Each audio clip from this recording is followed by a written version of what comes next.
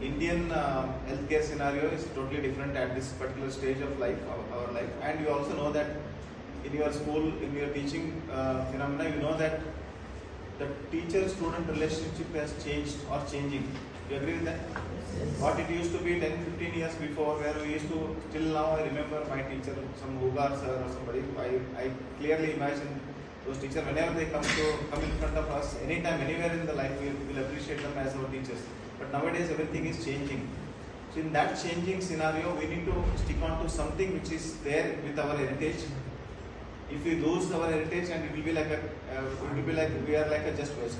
So there is a huge difference between the mindset and the thinking process of Eastern people, especially Asian country, India and China, and Western country. There is huge difference. But we are blindly aping or adopting the Western culture just like that without knowing what it is. So in that concept, I share some of the concept where healthcare scenario is also similar. In healthcare scenario, 75% of healthcare is privatized. So when it is privatized, everybody focuses on commerce, money. So 72% of rural population, 78 or 79% of urban population wants allopathy.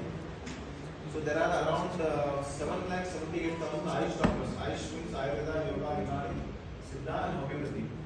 All these 7,78,000 people, out of these, because of the statistics I told, 72%, 79%, majority of the doctors, even though they are from Ayush department, they are practicing allopathy.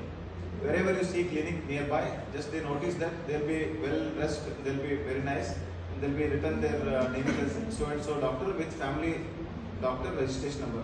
The registration number is not KMC, it's not Karnataka medical registration number, it is a Ayush registration number. So they'll never tell you that, but their practice will be purely allopathy. Have you noticed this? So there is a huge scenario, there is a gap between the treatments. So some people, we are diabetic, you see in advertisement, you see somebody is taking, oh, I take this Ayurveda medicines, I felt better, I stop all the medicines.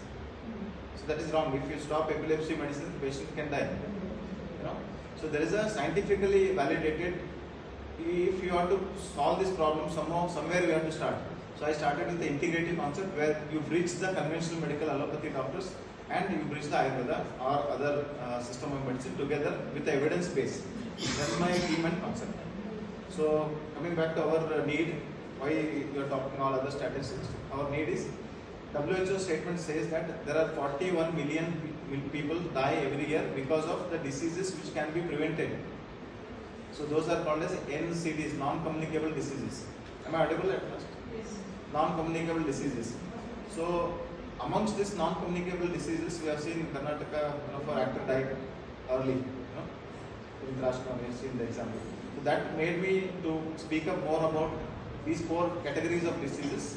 NCDs, non-communicable diseases. First category is cardiovascular. Cardiomyopathies, hypertension, myocardial infarction, heart attack and all these things are the first category of early premature death. Second category is cancer. Third category is COPD, chronic obstructive pulmonary disease, all the diseases related to lungs, bronchitis, asthma and all those. Emphysema, bronchitis, asthma. Fourth one is diabetes. So diabetes has a significant statistical history, and India is the capital of diabetes because we eat, or genetically our genes have certain genetic factor called as the FF, which is similar to the polar bear. We eat something, body wants to store it. So big American tummy and big Indian tummy will get diabetes faster than the American tummy.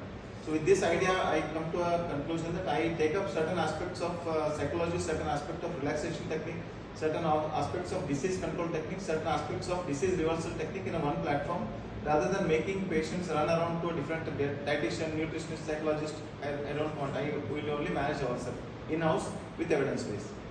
So with these statistics, I want to start something like 70% of primary physicians' visits are related to stress. 70%. So stress has a significant statistical data and information that it is very significant part of our day-to-day life, and we know that stress is there, but we do not know how to manage it. So just now we had lunch, so I will teach you a relaxation technique, then we will talk about other things. Okay? So relaxation technique also, I use a relaxation technique designed by Dr. Jacobson, who was a Canadian physician very much interested in yoga.